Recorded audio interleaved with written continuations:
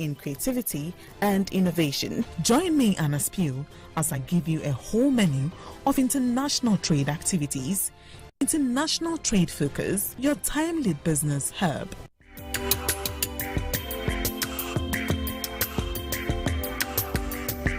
International Trade Focus is brought to you by GOL, ADB, Pediatric Valley Resort, and Public Elegance. I feel at home whenever I'm in front of the camera. It reminds me of the time when I was a little boy. I used to entertain my family. After all, it's our story. For the best of your original dramas, telenovelas, and sports, get your GoTV decoder, GoTenna, and a month of GoTV Plus for as little as 109 CDs. Download my GoTV app to easily manage your account on the go. GoTV. Love it. Ghana is a beautiful country. There is so much of it you probably haven't seen, haven't experienced, haven't touched, haven't felt, haven't eaten.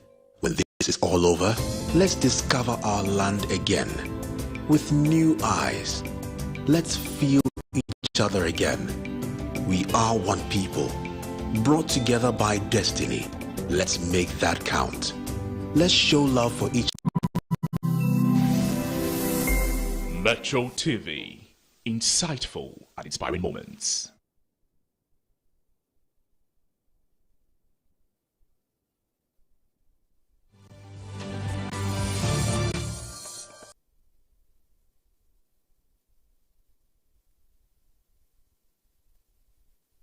How can mature professional women in corporate organizations set younger female professionals, especially those at the entry level, on the right path in order to help address gender parity at the workplace?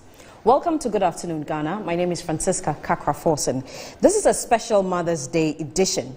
You can join this conversation on Facebook via Metro News. On Twitter, it's at Metro TVGH. And you can send a WhatsApp to the number that will be displaying on your screen. Please do not call, just send a message to the WhatsApp number. Stay with us. We have more coming.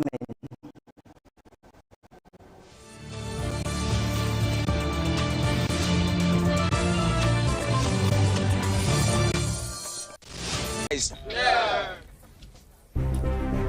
Always drink fresh, natural mix, mineral water.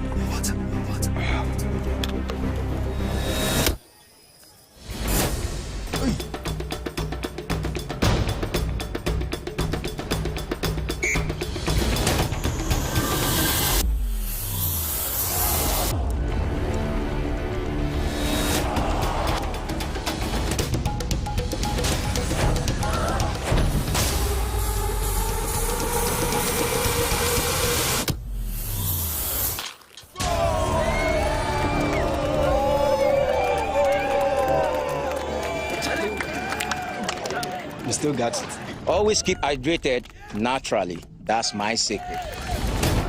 Manufactured with the primary aim of preserving nature's finest minerals necessary for a healthy mind and body. X Natural Mineral Water. Simply natural.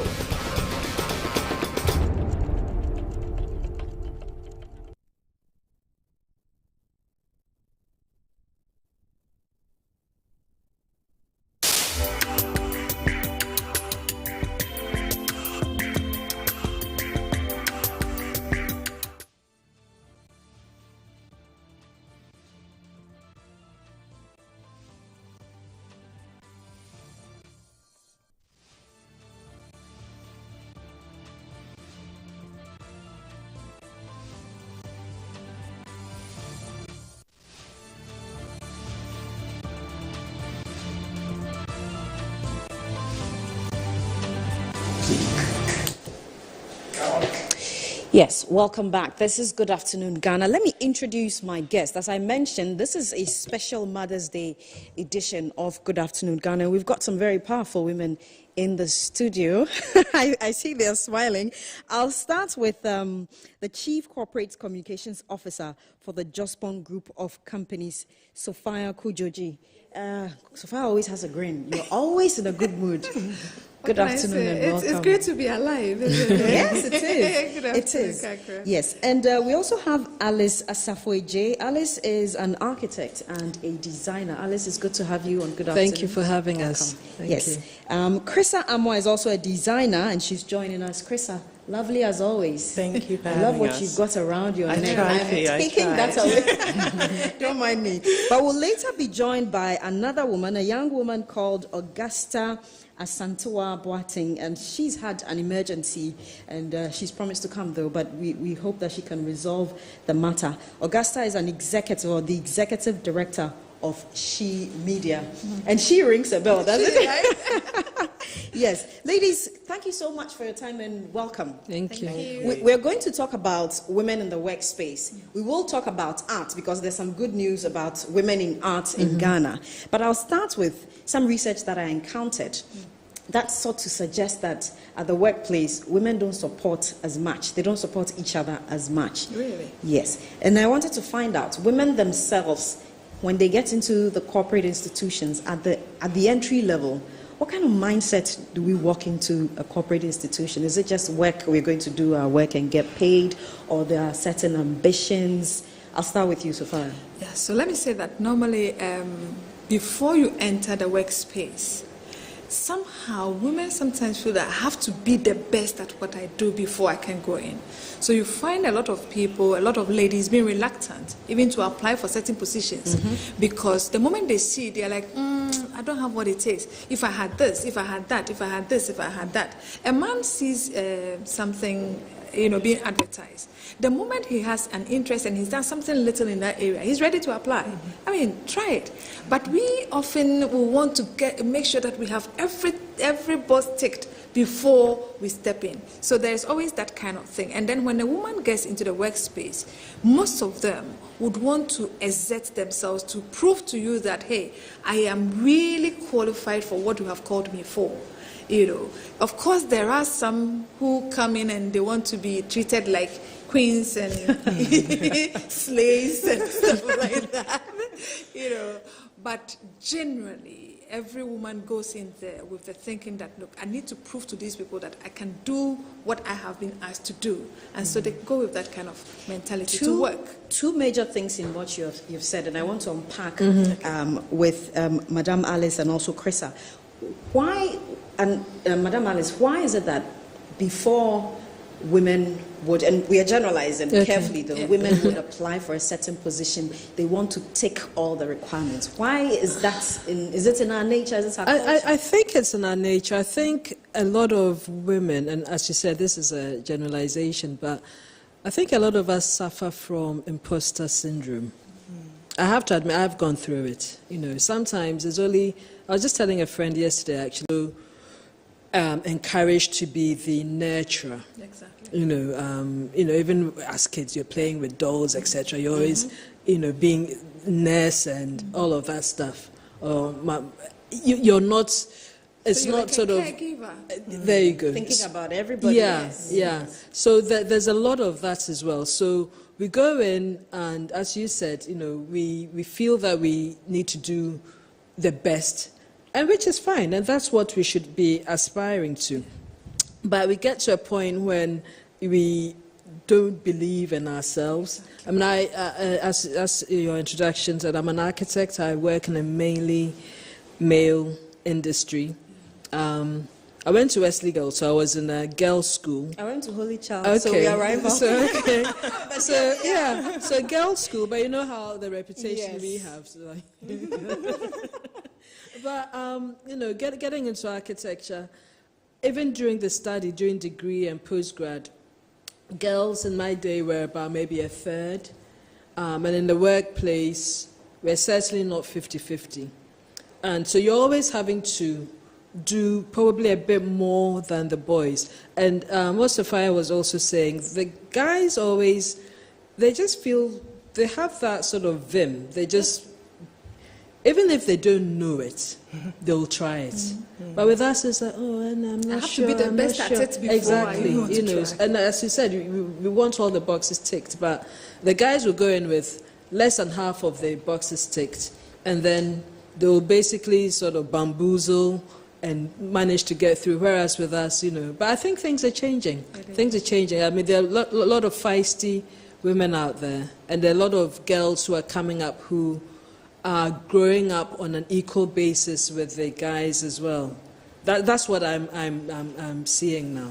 So there's certainly an improvement. So I'm picking on something Sophia also alluded to. When we do take that bold decision and get him, we tend to do a lot of work because we feel we have to prove ourselves. I want you, Krista, to speak to that. Why do we have to? I'm sure you're the architect. You had to prove yourself. You might not even, clog as many hours as the men would do, or the men wouldn't clog as many hours, but women would tend to do that, want to do the 9 to 5 and even go beyond.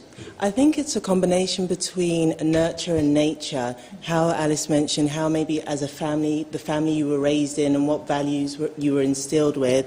But it could be our innate nature as well as women. But I do think it's changing. But I do think the primary reason or the primary source maybe is fear, isn't it? It's maybe insecurity. It's what you said with imposter syndrome. A very good friend of mine says shy girls don't get promoted. So you have to take this... No, please say that again. I really like that. Shy girls do not get promoted.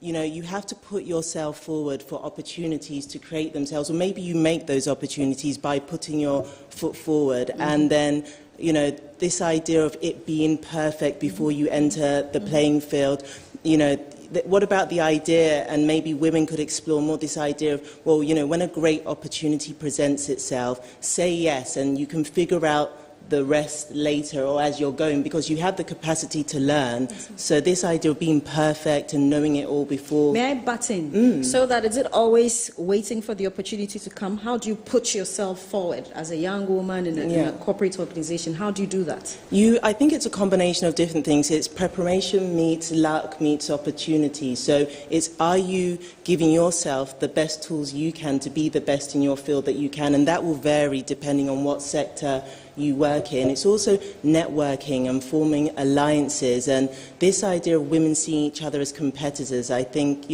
we should be abandoning that. We're stronger in numbers and there's enough room for everybody at the table. So this idea of, if I'm doing it, I must be the only one. It's one of the blue ones, Ecobank or Barclays is no longer. Anyway, I really lost. But she was selling tiger nuts products and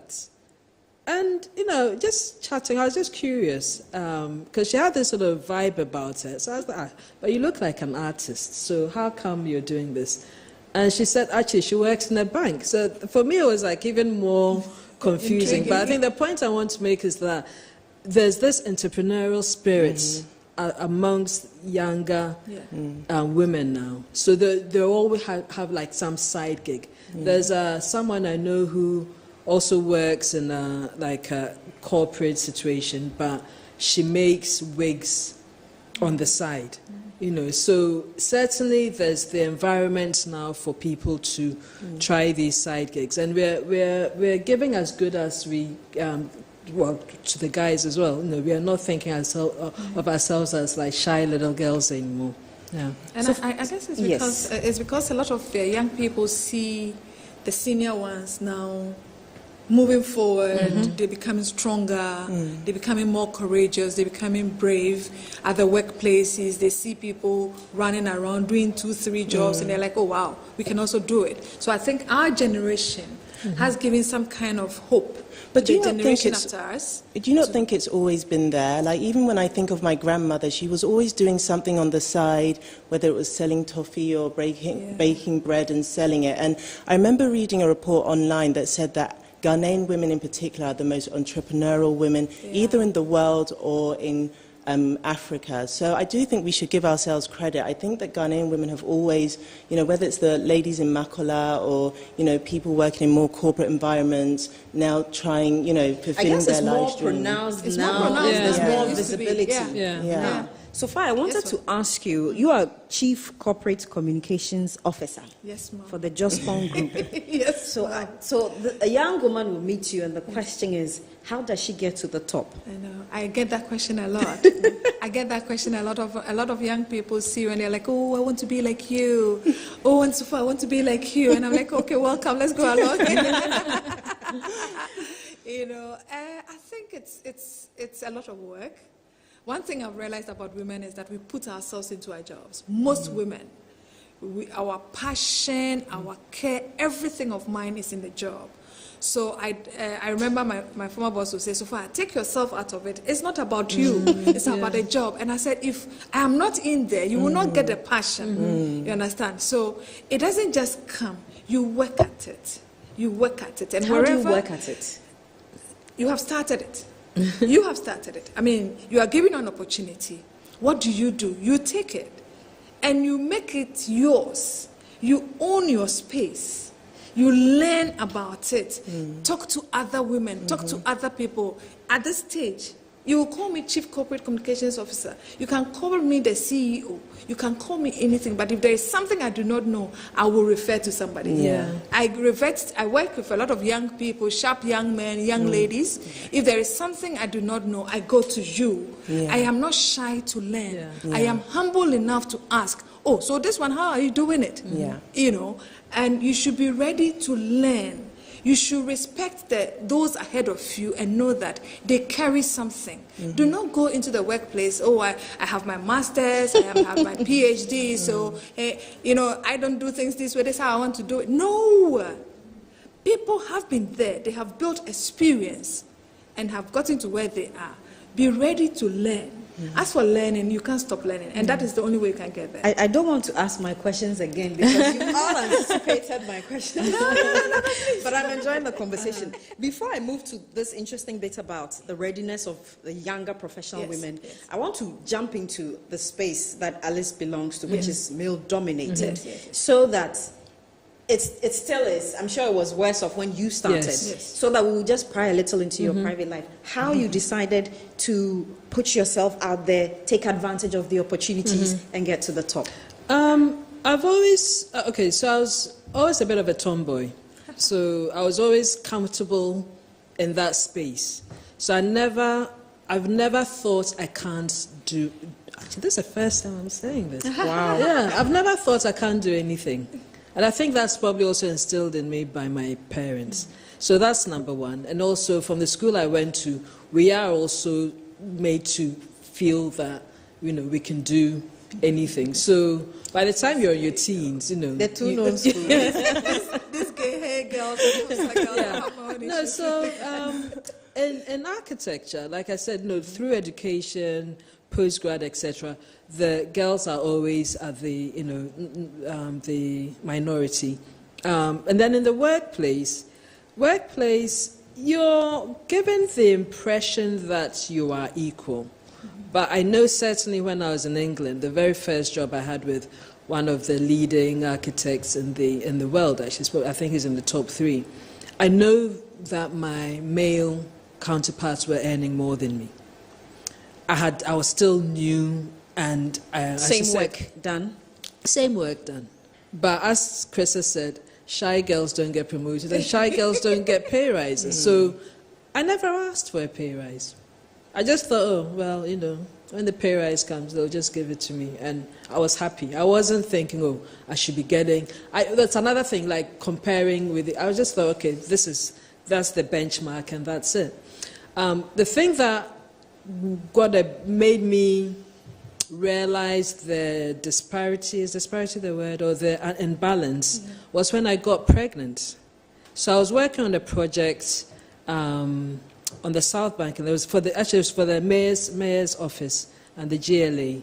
I was 3 months pregnant, and pay rises evaluations were coming up, and I think it was in the cold season, and so I was wearing lots of heavy sweaters and stuff. And I hid my pregnancy until legally I had to tell my employer, because I didn't want it to affect the evaluation, because in my head, once they knew you were pregnant, they'll know that after you have your baby, chances are you wouldn't be coming back. So why would they give you the pay rise that you're entitled to? I mean, this was probably all just in my head, you know, so I mean, any HR people questions, And he'll be directing the answers to. Thinking, okay, So eventually, you have to stand up to them. So now, on the sites that I'm on, everyone knows that the buck stops with me. You do it with grace, humor. You have to know what you're talking about, and I think those three things get you through. So whether you're in a primarily male-dominated or female-dominated, as long as you are basically staying true to yourself and actually making sure that your training shines through. I like that you've itemized. You said you do it with grace, humor, and what I'll call competence. Yes. Why is it important to have this blend? Well, at the end of the day, you're not working in a vacuum. Things will go wrong. So when things go wrong, your competence at least lets you recognize that something has gone wrong. What else did I say? Humor. Okay, so grace. If you mess up, you have to put your hand up and say, okay, how do we? I admit that this was my fault, or maybe I was part of it, but how do we move on? Humor breaks ice.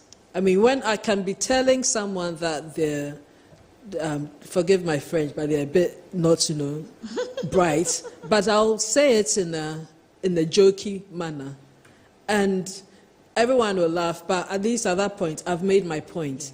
And I think, because there's no need to be causing tensions all the time.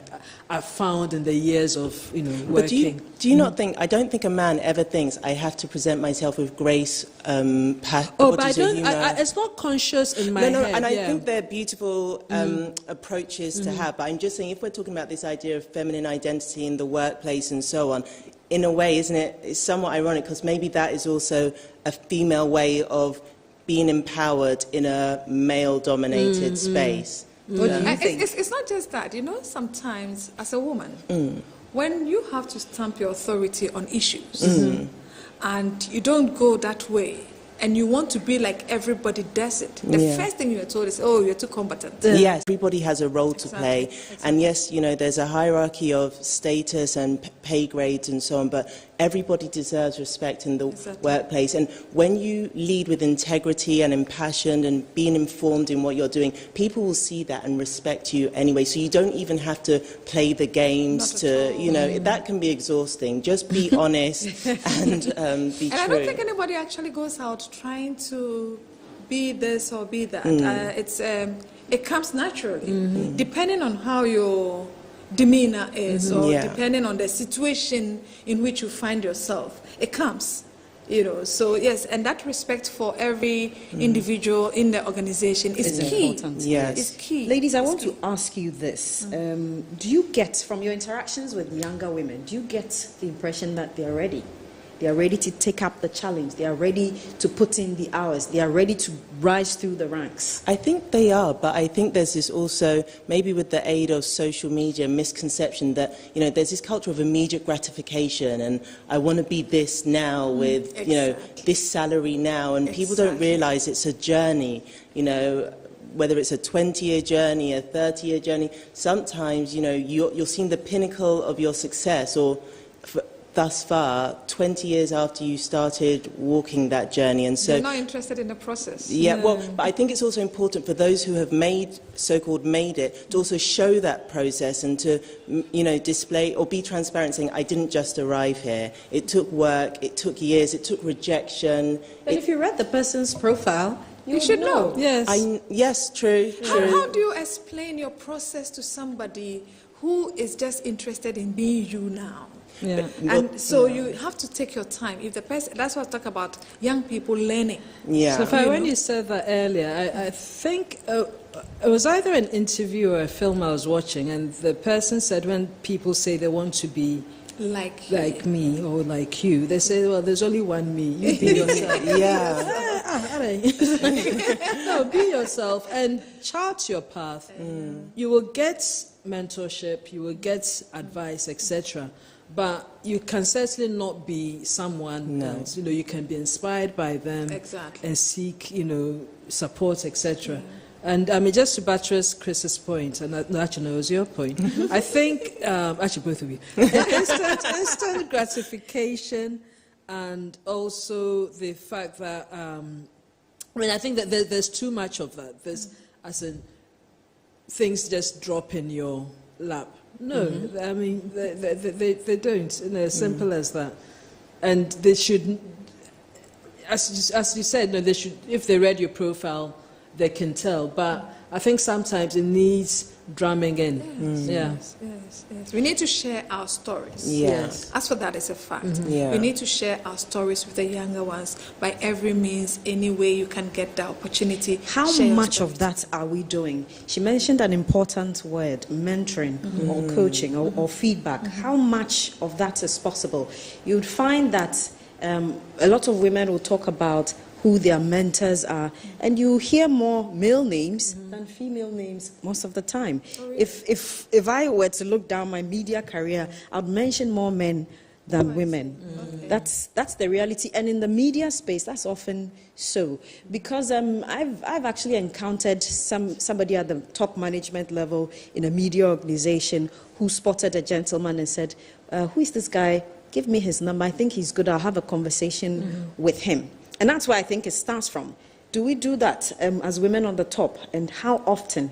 So this is beyond the three of you, but do we do that? Do we identify, engage them, and then try and nurture their talent? I've been lucky to have an incredible number of phenomenal female mentors. And a mentor doesn't always have to be somebody that works in your space, because sometimes you need somebody that actually isn't in the space, but maybe has great qualities of leadership, of objective, critical thinking, and they can help you challenge your own thoughts and process. So a mentor doesn't always have to be somebody in your field, but I do think, the more senior your role is as well, maybe your time is a bit more of a constraint, so that may be an issue. But whether it's, I can afford to mentor this one person with just one session, they've got a particular question and you set them on their path, or I'm mentoring somebody at the moment, she's back in the UK, we've done one session so far via Zoom. Why not in Ghana?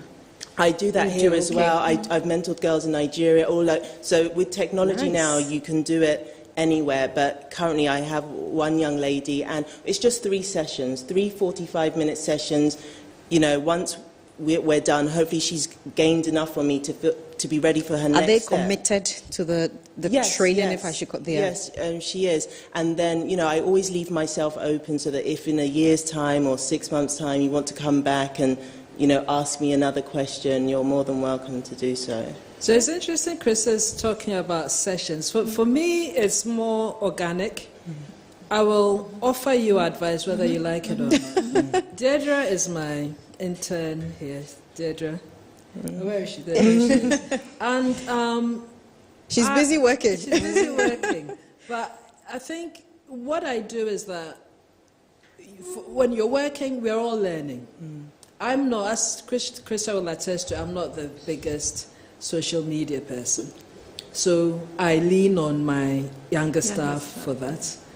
If they're doing something wrong that maybe they haven't gotten in their school training, I normally says, but you people, what do they teach us? I end up sounding like a lot of theories. I know, it's terrible. But then my immediate instinct is to tell you how to do it properly, whether it's the technical drawing or how you should think about the process, or even if you come in late and you haven't called to say that I'm going to be 15 minutes late and you rock up, and I'm like, well, this isn't how it works in the real life. In real life, once you leave here, you go into the corporate world, you would have to justify your attendance, etc. So for me, it's more of an informal thing, and I just try to impart a bit of the knowledge and experience that I have gained over the however many years of working. Yeah. I think. I was also going to say that. I guess I also do some mentoring of a sort, but it's not as structured as yours is. There are people I have looked up to, and I heard them, and they were in my space of work. Auntie Esther Koba is one of them. I just heard her once, and I was like, wow, this woman knows her job. And I was like, wow. Yeah. And so I've been following her and till today, and I really honor that woman. Just and to add to yours, I had a consultation with her once. Uh-huh. I think it was only about 30 minutes. It felt like we were just chatting, like I'd known her. Exactly. But I was also stunned. I was, Exactly. you know, Exactly. it's like, yeah. I mean, she's so Yeah, much into it, yeah. and you find yourself doing the same with young people. So I have two or three young people who once in a while call. And so I have this question for you, and but every now and then I get questions. Oh, and so far you are my mentor, and I'm wondering, hey, how did I get to his job title? The thing is, I want us to talk about two things before we go on the break: office politics and office romance. They didn't brief us on that one. Okay, I've been told that I have to go on the break, so maybe we'll mull over it. Office politics and office romance. We'll come back from the break and we'll have that conversation. Stay with us.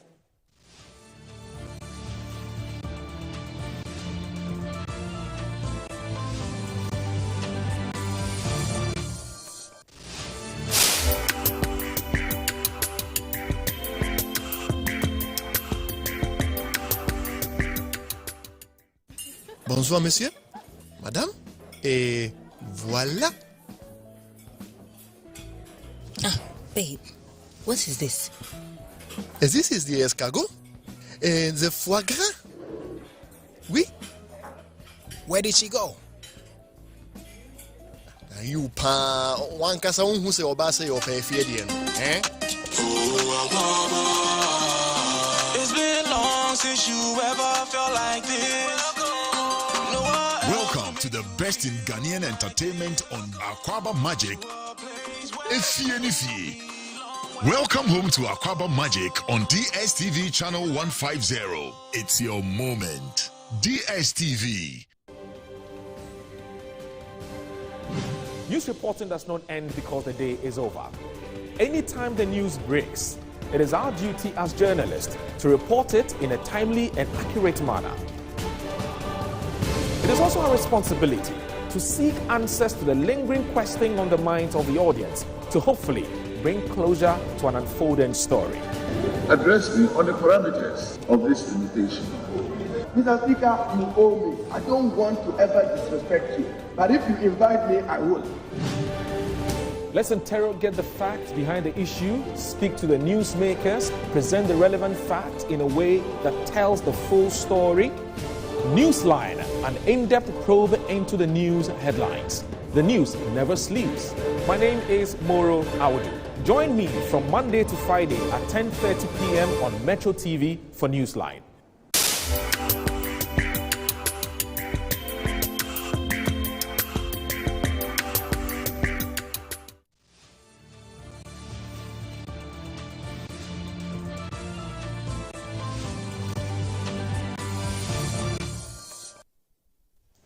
Welcome back. What an interesting conversation we've been having. And when the advert was going, there was another interesting angle. At some point, I didn't know if I should continue hosting the show because, I mean, the conversation is happening without me. But ladies, welcome back. The two things I wanted us to touch on, and I like the reactions when I mentioned office politics and office romance. I'll start with office politics. Oftentimes, do you believe that women understand the politics in the office space? The influencers, the executives, who to go to, how to go about it. Do women, I'll start with you, Sophia, you're already smiling. Do we understand it? I think some women do. Some women do, and they play it so well. Trust me. Some women do, and they know who to go to for what and how to do it. If it's giving you accolades, if it means, oh, it says lie. Oh, okay, then I'll lie. Some people know how to do it. There are some who also think that, no, I have to merit everything that I earn here. So I will be professional about it. I'm told time and again that, look, it is something you can't run away from. Office politics is something you can't run away from. But I also don't get it. If this is what the process is, and if this is what the structure is, why shouldn't we all follow it? Why do I have to be nice to somebody or, play my way around before I get things? So it is very real. I don't know if it is right. or it is wrong. I have seen people use it and get what they want. I have seen people not use it and being left out. You understand? But it is a reality. How do we go about it? You tell me. I'd add a third one to your... All right. So you said those who actually play the game. Yes. Those who decide they're not going to. And I think there are also those who actually don't even know there's something. You're right. That's very important. And that was me when I was younger. Exactly. Oh, and then I was just like, oh, I'm just... It's just going. And later on, you sort of think, oh, and then it's pointed out to you, like, oh, you know. But then something that Chris said earlier, it's about integrity. Integrity. You know, you can either do it or... if you don't have it in you, I don't think you can play that game. Yeah. But there's also a third, not office politics necessarily, because for small studios like mine, where we're about, we range from about 6 to 8 people, depending on workload, there can't be that much politics. But there's also the politics when you're working with consultants, and in my case, contractors. Do what you need to do, but you need to be very much aware of what's going on and always be a couple of steps ahead of them so that each move they make, you're already there. So you're remaining true to yourself, you're defending your space, and also what may come in the future. So I think that certainly goes on as well. I will add to that just quickly.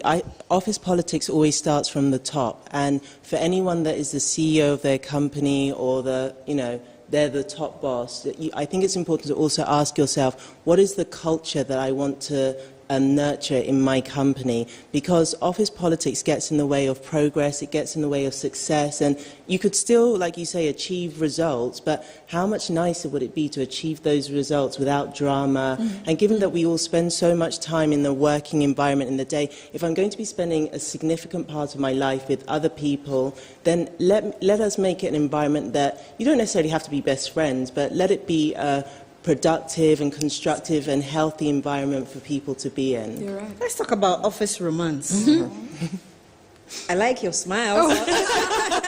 So that I'm guessing that somewhere inside all of this politics is where office romance may pop up, probably as a tool, probably as some sort of exploitation.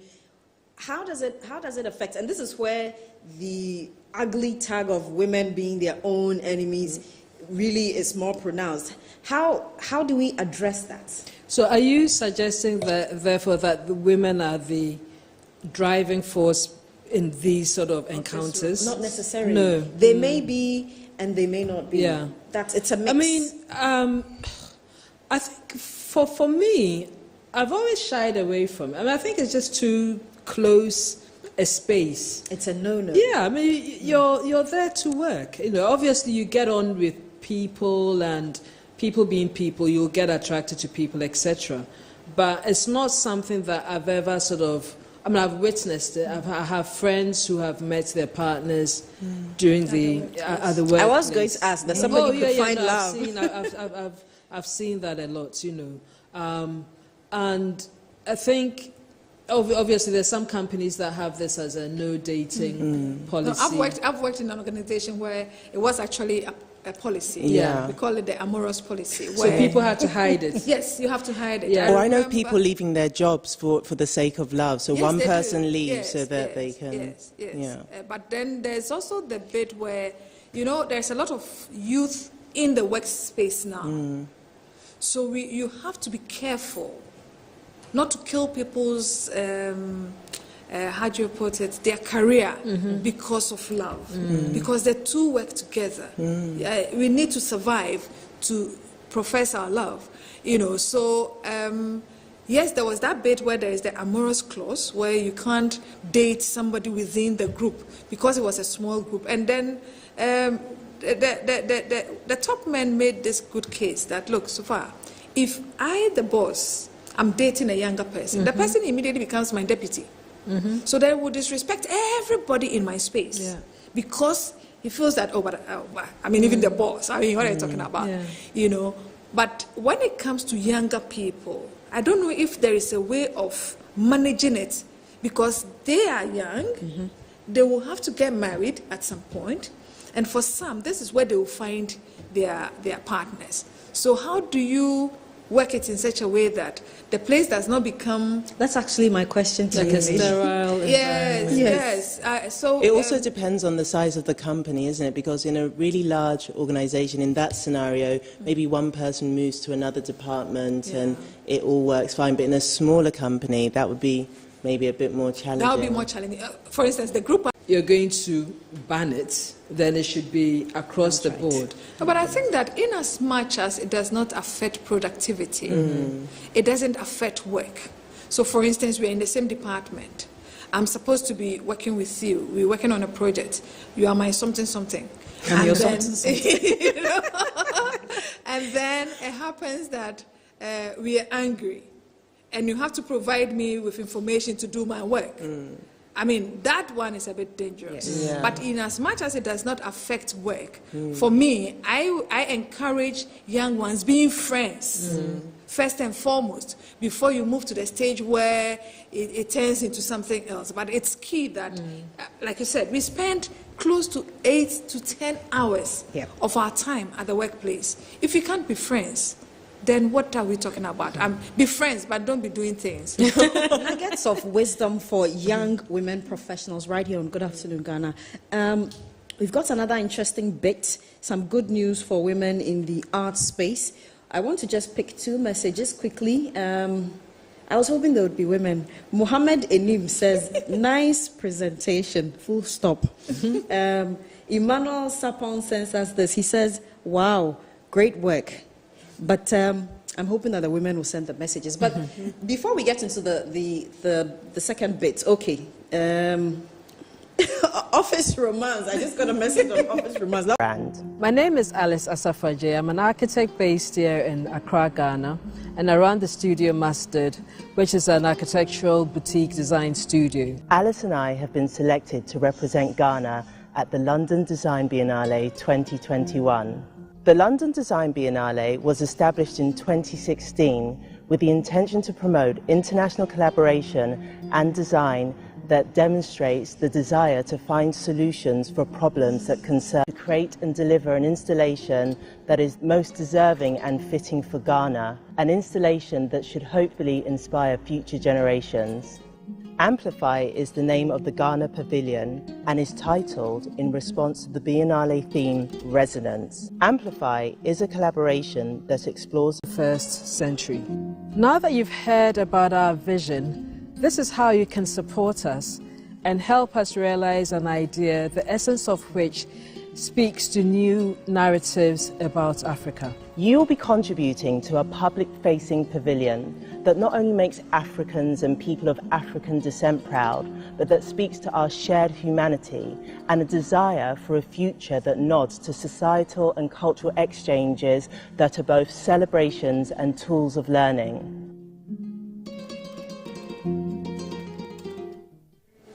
Yes, so that's all you need to know about Amplify. But ladies, quickly, how do we get on board and what do we have to do? Well, we have 3 weeks to go. We've been working on this for 2 years. It's been a real labor of love. And whilst we're chosen by the land... Find out about. Okay, that's interesting. I would like us to do... to draw the curtains, but before that, looks like we're getting messages on office romance. This person says, hi, good afternoon. I'm so much interested in this conversation. It all boils down to destiny. It's not always the case that we can imagine. This love happens in unique ways, and this is based on destiny. I think I have about 4 minutes, so I'll spread that a minute each for your concluding remarks.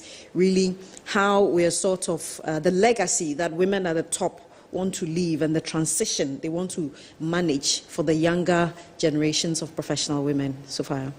Well, so I would want to say that for me, when you talk about legacy, you're looking at how many young people, how many young women are you able to bring up?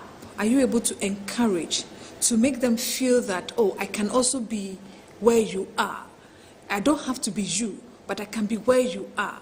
And I'm ready to go through what it takes to be where you are. And you make the journey easier for them. That some of the dangerous things you stepped on, you navigate, help them to navigate around it, but get to where you have gotten to. That's a very good legacy I think we can leave for younger ones. All I will say is that in terms of transition, they should be ready to learn.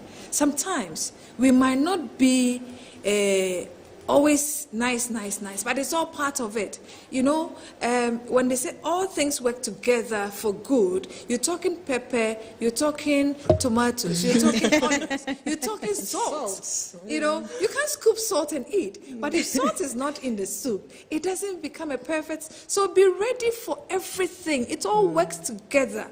So the challenges, the jobs, the push and the pull and everything works together to move you to the next level. Let's be ready for the process. Let's be happy to go through it. I think for, I mean, you referred to this as a Mother's Day special. I think the way we bring up our children is also very important. I think it's very, we should bring up confident children. Whether they're academic, they're not academic, it's just really to believe in yourself. So I've had, in my, whilst mastered as a studio, is in the 6th year now, I've had lots of young people come through. And the factor that sees those who move on to do better and bigger is normally the confidence with which they come and they grow. And so I'm almost like just a foil for them to grow and blossom, you know, and you give them the advice, the mentorship, etc. So I think am I digressing from your question? No, you've answered it. Yeah. You've answered it perfectly. Being a catalyst for them, really. Chris, I 1 minute for you. Okay, so I definitely think it starts with self-confidence and self-belief, and that doesn't mean necessarily. It's a good level of ego. Give it your best shot. The worst you can hear is no. If you hear no, you're not going to die. It's not the end. It's maybe the beginning of another path. And to do everything with integrity, I think doing it with humour is really important because the challenges will come regardless. And what looks glossy on the outside, you don't know the challenges that are being faced from behind the scenes. But give it a go. You only live once, so give it your best Need shot. I say more? Thank you very much. My guest, Sophia Kujoji, Chief Corporate Communications Officer of the Jospon Group of Companies. Alice Asafwe-J, architect and designer. Krista Amwa, also a designer, and good luck with Amplify. Unfortunately, Augusta Santua-Boateng couldn't make it. We wish her all the best and hope that she's okay. But this has been your show, Good Afternoon Ghana, with me, Francisca KAKRA FORSON. Thank you. Join us again next week. We held on because of Mama's teachings, and in the scriptures, place I believes in. Real thing, if I never Mama, I wouldn't believe. So go sablang for your mama, lighter for your mama. Selector, you better pull up the one you for your mama. Proud of your mama, sing loud for your mama. Yeah, I make you know your.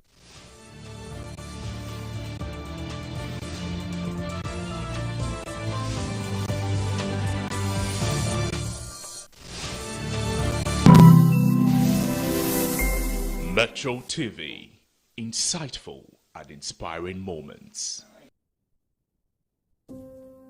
Ghana is a beautiful country.